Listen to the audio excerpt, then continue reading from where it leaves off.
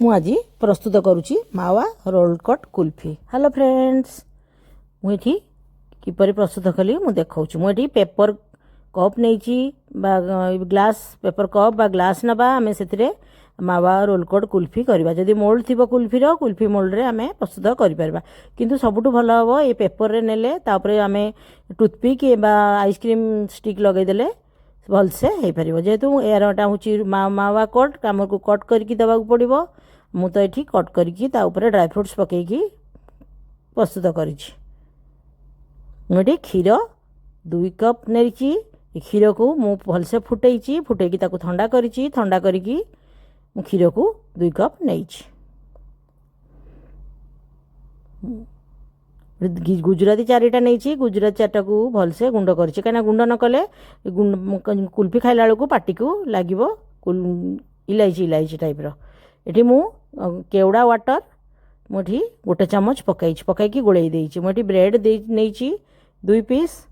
ସେଥିରେ ତା'ର ଯେଉଁ ସାଇଡ଼୍ର ଯେଉଁ ପୋର୍ସନ୍ ଗୁଡ଼ାକ, ଯେଉଁ ବ୍ରାଉନ୍ ପୋର୍ସନ୍, ସେଗୁଡ଼ାକ ମୁଁ କାଟି ଦେଇଛି। କାଟିକି ତାକୁ ଛୋଟ ଛୋଟ ପିସ୍ ବା ଖଣ୍ଡ ଖଣ୍ଡ କରିକି ଛିଡ଼େଇ ଦେଇଛି। ଛିଡ଼େଇ ଦେଇକି ମୁଁ ଗୋଟେ ମିକ୍ସି ଜାର୍ ନେଇଛି। ସେ ମିକ୍ସି ଜାର୍ରେ ମୁଁ ତାକୁ ରଖିକି ଗୁଣ୍ଡ କରିଛି। ମୋ ଚ୍ୟାନେଲ୍କୁ ଲାଇକ୍ କରିବେ, ନୂଆ ହେଇଥିଲେ ସବସ୍କ୍ରାଇବ୍ କରିବେ, ବେଲ୍ ଆଇକନ୍କୁ ମାରିବେ। ମୁଁ ତାକୁ ଗୁଣ୍ଡ କରିଦେଇଛି, ଏଥିରେ ପକାଇକି ଗୁଣ୍ଡ କରିଦେଇଛି। କାହିଁକିନା ଆମେ ଯେତେବେଳେ କୁଲ୍ଫି ବାହାଘର ବା ଆଇସ୍କ୍ରିମ୍ ଦୋକାନରେ ଆମେ କୁଲ୍ଫି ଖାଇଥାନ୍ତି, କିନ୍ତୁ ଘରେ ଆମେ ନିଜେ ପ୍ରସ୍ତୁତ କରିକି ଆମେ ଭଲସେ କୁଲ୍ଫି ଖାଇପାରିବା ବା ଛୁଆଙ୍କୁ ବି ଦେଇପାରିବା। ମୁଁ ଏଠି ଗୁଣ୍ଡକୁ 2 ଚାମଚ ଗୁଣ୍ଡ ମୁଁ ପକାଇଲି କ୍ଷୀରରେ। ଆଉ ସର ମୁଁ ଏଠି ରଖିଥିଲି ଘରେ ପ୍ରସ୍ତୁତ କରିଥିଲି, ମାନେ ସର ରଖିଥିଲି ଘର ଫ୍ରେଶ୍ ସର। ମୁଁ ସେ ସରକୁ 4 ଚାମଚ ମୁଁ ଏଠି ଗୋଳେଇକି ପକାଇଲି। ଆପଣ ଯଦି ସର ନଥିବ କିଣିକି ଆଣିକି କ୍ରିମ୍ ବି ପକାଇ ପାରିବେ, ନ ପକାଇଲେ ବି ଚଳିବ। ମୁଁ ଟିକେ ଫେଣ୍ଟି ଦେଇଛି ସରକୁ, ଫେଣ୍ଟିକି ମୁଁ ଏଥିରେ ପକାଇ ଦେଇଛି, ପକାଇକି ଗୋଳେଇ ଦେଇଛି କ୍ଷୀର ସାଙ୍ଗରେ। ମୁଁ ଗୋଟିଏ ପ୍ୟାନ୍ ନେଇଛି। ସେ ପ୍ୟାନ୍ରେ 1/2 କପ୍ ଚିନି ଦେଇଛି, କାହିଁକିନା 2 କପ୍ ଆମେ ଯେହେତୁ କ୍ଷୀର ଦେଇଛନ୍ତି, ତାର ପରିମାଣ ଅନୁସାରେ 1/2 କପ୍ ଚିନି ନେଇଛି। ଚିନିକୁ କ୍ୟାରାମେଲ୍ ମୁଁ ଏଠି କରିଛି, କାହିଁକିନା ମିଡ଼ିୟମ୍ ଫ୍ଲେମ୍ରେ ରଖିଛି ଚିନିକୁ। ଜୋରରେ ଦେଇଦେଲେ ଚିନି ପୋଡ଼ିଯିବ। ମିଡ଼ିୟମ୍ରେ ରଖିଛି। ଆଉ ମୋର ହୋଇଗଲା ପରେ, ଚିନିଟା ପ୍ରସ୍ତୁତ ହୋଇଗଲା ପରେ କ୍ୟାରାମେଲ୍ ଆମେ ପକାଇଛନ୍ତି। ଜଷ୍ଟ ହଉ ଆମେ ପକାଇବା, ବେଶୀ ପୋଡ଼ିବ ମାନେ କ୍ୟାରାମେଲ୍ କରିବାନି। କ୍ୟାରାମେଲ୍ ବେଶୀ କରିଦେଲେ କଡ଼ୁଆପନ ଆସିଯିବ କୁଲ୍ଫିର, ଆଉ କଲର୍ ବି କୁଲ୍ଫିର ଚେଞ୍ଜ ହେଇଯିବ। କୁଲ୍ଫି ଖାଇଲା ବେଳେ ଆମକୁ କ୍ୟାରାମେଲ୍ ବେଶୀ ଟିକେ ଲାଗିବ, ଚିନିଟା ଯେମିତି ପୋଡ଼ା ପୋଡ଼ା ଟାଇପ୍ର ଲାଗିବ। ଏଇଟା ଟିକେ ମୁଣ୍ଡା ମୁଣ୍ଡା ହେଇକି ପିସ୍ ହେଇକି ଅଛି, ଆମେ ଗୋଳେଇ ଦେଲେ ଚିନିରେ ମେଲ୍ଟ ହେଇଯିବ କ୍ୟାରାମେଲ୍ ହେଇଛି। ଆଉ କଲର୍ ବି କେମିତି ଆସିଛି, ବଢ଼ିଆ କଲର୍ ଆସିଯାଇଛି, ରାବିଡ଼ି କଲର୍ ଟାଇପ୍ର।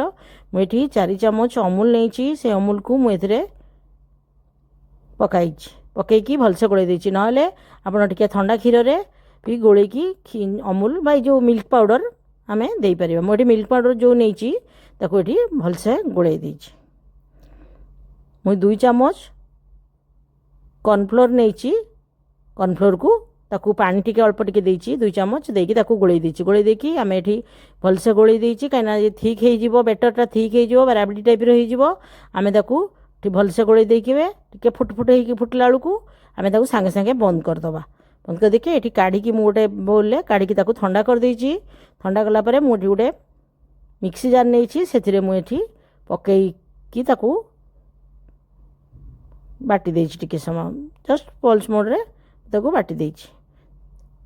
ତାପରେ ମୁଁ ଏଠି ପେପର ଯେଉଁ ଗ୍ଲାସ୍ ଆଉ ମୋଲ୍ଡ ନେଇଛି କୁଲ୍ଫିର, ସେ କୁଲ୍ଫି ମୋଲ୍ଡରେ କି ମୁଁ ସବୁ ପକାଇଛି। ଆମେ ତ ଦେଖନ୍ତୁ ପୁରା କେତେ ସୁନ୍ଦର ରାବିଡ଼ି ଟାଇପ୍ର ଦେଖାଯାଉଛି।